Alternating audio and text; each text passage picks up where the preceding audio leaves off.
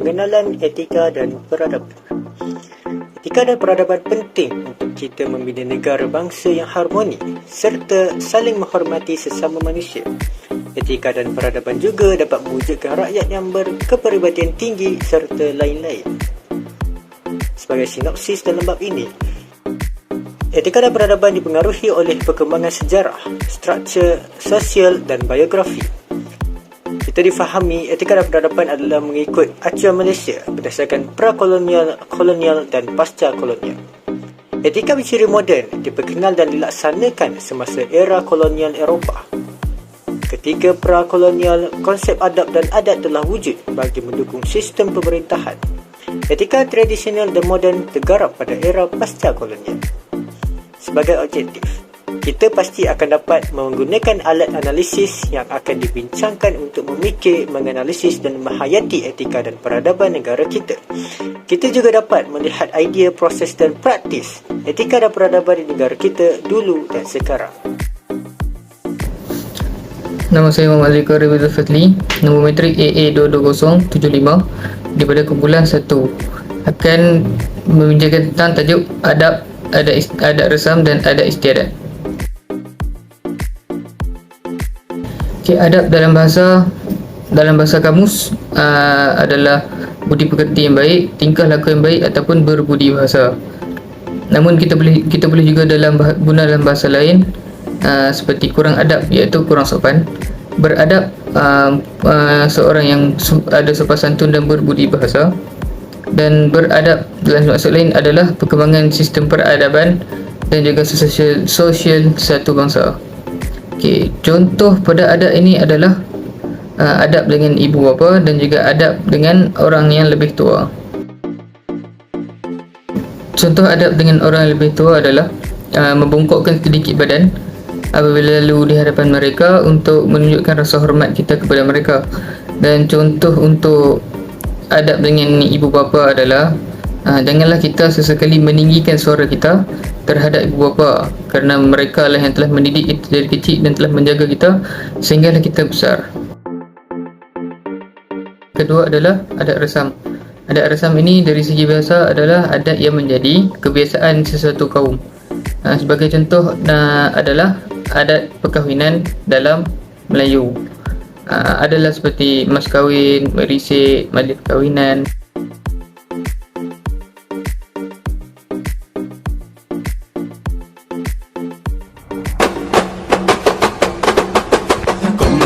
Di Palu, pengantin baru duduk bersanding tersipu malu. Kompang di Palu, pengantin malu. Moga bahagia ke anak cucu.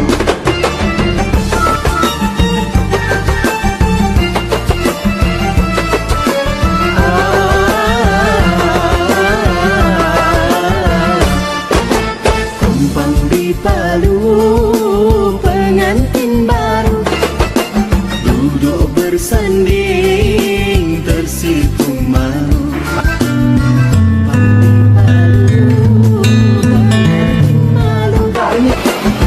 Saya mulakan dengan sangkap duk pantun ya. Anak Cina membeli kacang. Kacang dibeli berkati-kati. Bukan datang seberang datang. Datang membawa hajat di hati. Bunga ros, bunga melati. Harumnya mekar di dalam taman. Besarnya di dalam hati. Ingin menyunting bunga di taman. Mempelai tersenyum manis, air mawar direnjis-renjis, bunga manggar indah berseri. Senyum tawa dan gembira, sanak saudara semua, oh indahnya.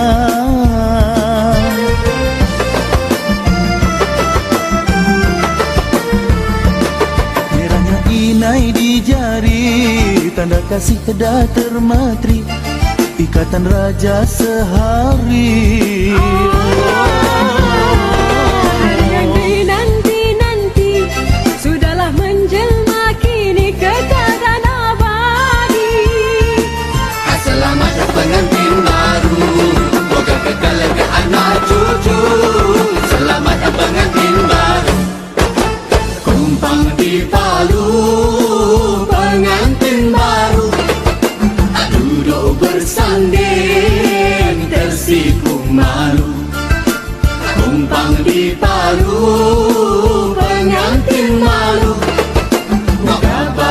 bahagia ke anak cucu.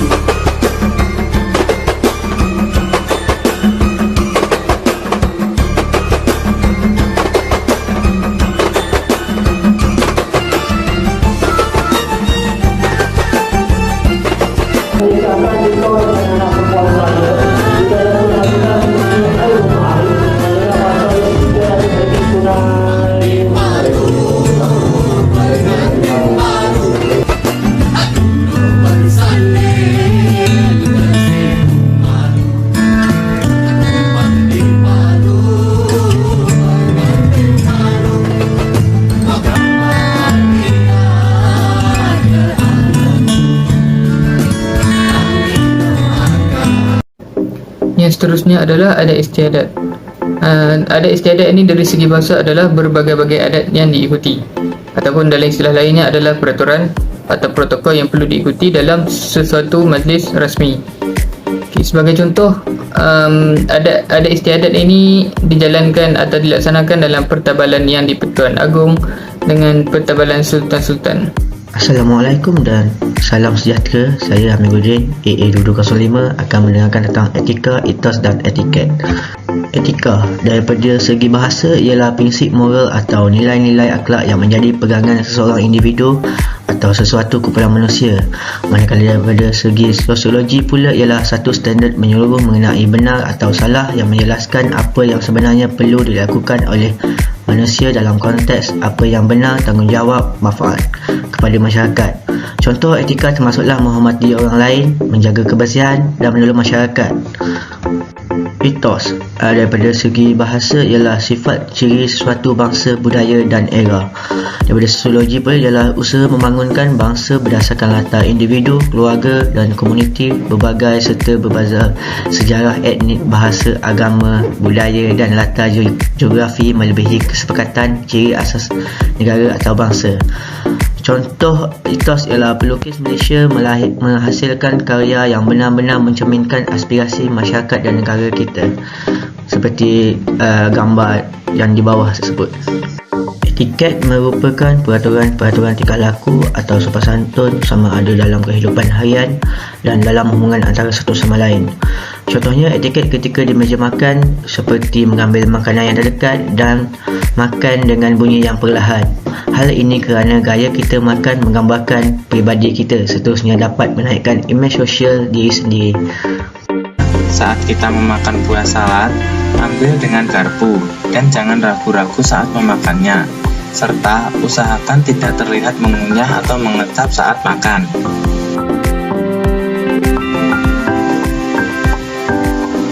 Gunakan serbet dengan perlahan dan gemulai, lalu taruh kembali di atas pangkuan kita.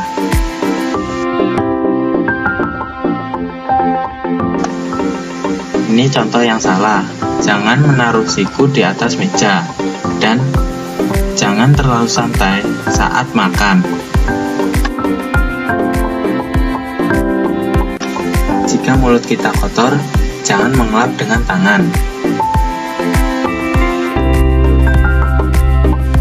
Jangan sekali-kali mengambil dengan tangan, karena itu tidak sopan. Assalamualaikum warahmatullahi wabarakatuh dan selamat sejahtera kepada yang menonton. Berdirinya saya di sini ingin mengupas sedikit pengenalan etika dan peradaban, iaitu susun masa etika dan peradaban mengikut zaman. Bismillahirrahmanirrahim. Jadi, bagaimanakah kita hendak melihat etika dan peradaban mengikut acuan Malaysia?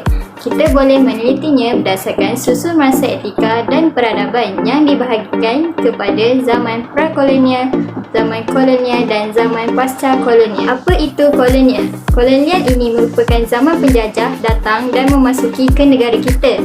Jadi, sebelum kedatangan kolonial telah wujud etika dalam masyarakat yang disebut adab, adat istiadat dan adat resam.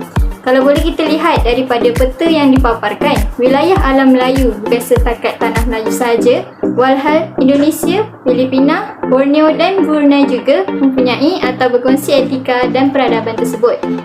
Jadi proses migrasi dalam Kepulauan Melayu dan luar Kepulauan Melayu menjadikan ketiga-tiga etika bercampur baur akibat proses pinjam-meminjam dan tersulam dalam kalangan masyarakat. Jadi mari kita lihat bagaimana etika dan peradaban itu berkembang dari setiap zaman.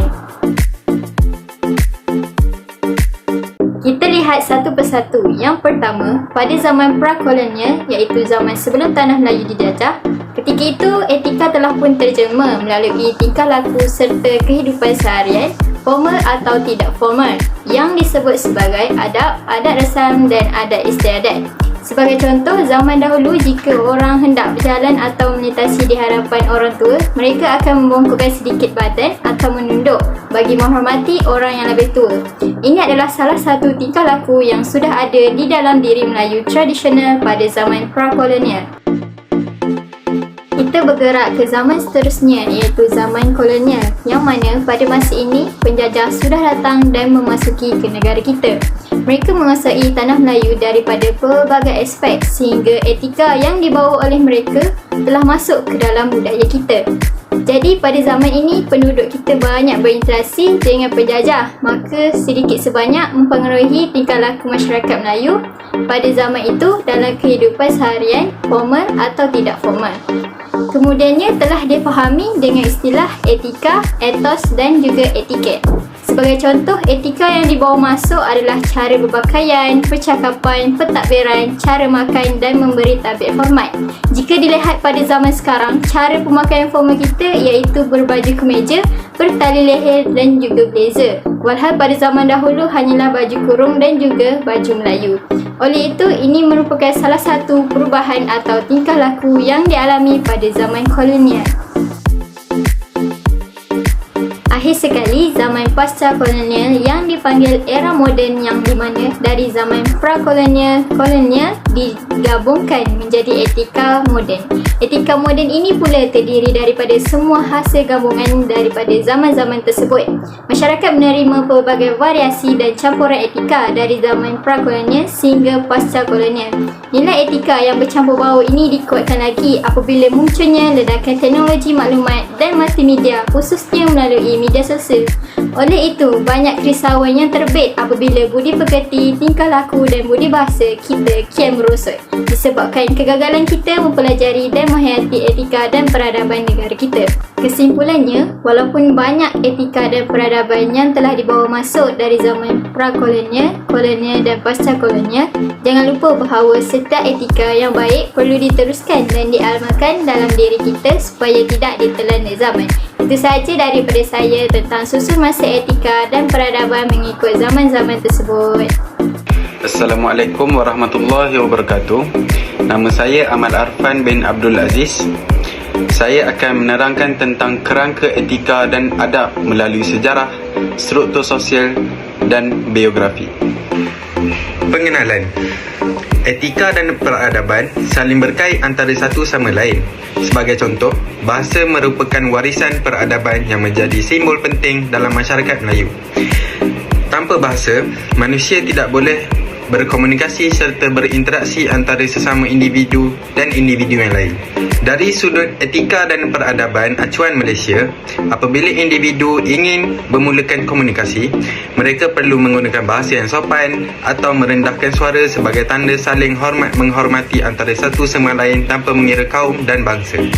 Seterusnya, sarjana sosiologi bernama C. Wright Mills telah mengemukakan idea beliau untuk memahami masyarakat melalui konsep imajinasi sosiologikal, iaitu penelitian berdasarkan 3 komponen penting, iaitu sejarah, struktur sosial dan biografi. Sejarah. Dalam konteks ilmu sosiologi, sejarah ialah himpunan peristiwa dan pengalaman lalu yang saling berkait, melibatkan individu, keluarga dan komuniti dalam masyarakat. Meneliti sejarah ialah dengan melihat kembali asal-usul kita di negara ini. Adakah kita penduduk asal atau kita sebahagian daripada proses migrasi dalam wilayah alam Melayu atau migrasi dari peradaban Cina, India, Arab, Eropah dan sebagainya. Maksud struktur sosial menurut bahasa iaitu sistem sosial, manakala menurut sosiologi pula iaitu hubungan yang dibina dan terjalin dalam sesebuah masyarakat yang berfungsi untuk menggerakkan dinamika masyarakat. Memahami struktur sosial.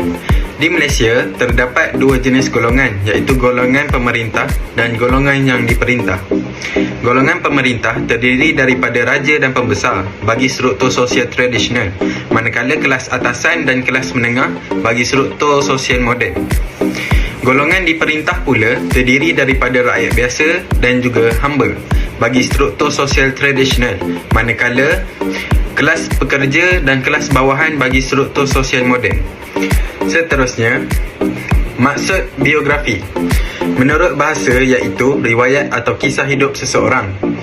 Manakala menurut sosiologi pula iaitu fenomena struktur sosial dan proses sejarah yang mencorakkan pengalaman individu, keluarga, komuniti dalam masyarakat dan sebaliknya, boleh pula mencorakkan struktur sosial dan proses sejarah. Memahami biografi. Tahap penghayatan etika dan peradaban adalah berbeza dan dipengaruhi oleh perkembangan biografi masyarakat berkenaan. Kita sebagai rakyat Malaysia haruslah mencontohi teladan yang ditunjukkan oleh Tunku Abdul Rahman Putra Al-Haj seperti sikap beliau yang sentiasa bersatu padu dan bertoleransi antara kaum yang ada di Malaysia ini untuk mengekalkan keharmonian. Seterusnya, saya akan menyerangkan tentang subtopik terakhir yang terdapat dalam topik 1 iaitu penghayatan etika dalam kalangan individu, keluarga dan masyarakat. Pertama sekali, saya akan menceritakan tentang penghayatan etika dalam kalangan individu. Setiap individu itu sendiri perlu mengamalkan adab dan nilai etika dalam kehidupan seharian. Sebagai contohnya, seseorang itu perlu mengamalkan amalan hormat menghormati terhadap orang lain tidak kira bangsa maupun peringkat umur, serta seseorang itu juga seharusnya dapat menerima segala pendapat dan kritikan dengan hati yang terbuka. Selain itu, kita juga tidak digalakkan untuk berkata kasar dengan mengeluarkan kata-kata yang tidak bermoral.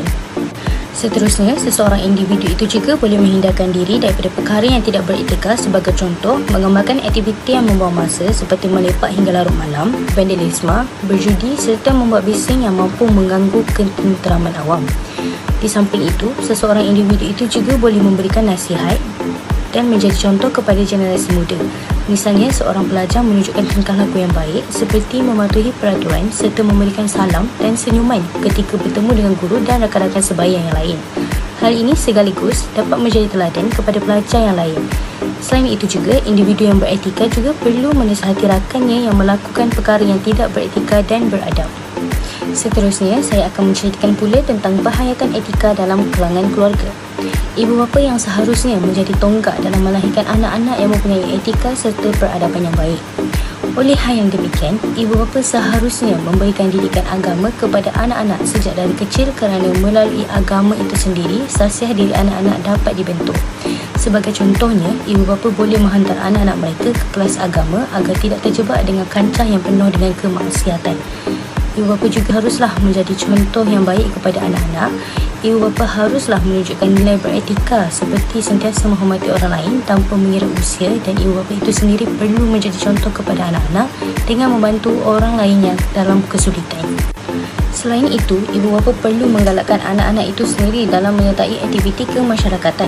Sebagai contoh, dengan menyertai aktiviti gotong royong yang dijalankan di kawasan kejiranan. Dengan itu, anak-anak dapat mempelajari untuk menghormati orang lain semasa bergaul dan hidup dalam penuh rasa bersyukur. Di samping itu, saya akan menerangkan pula tentang penghayatan etika dalam kalangan masyarakat.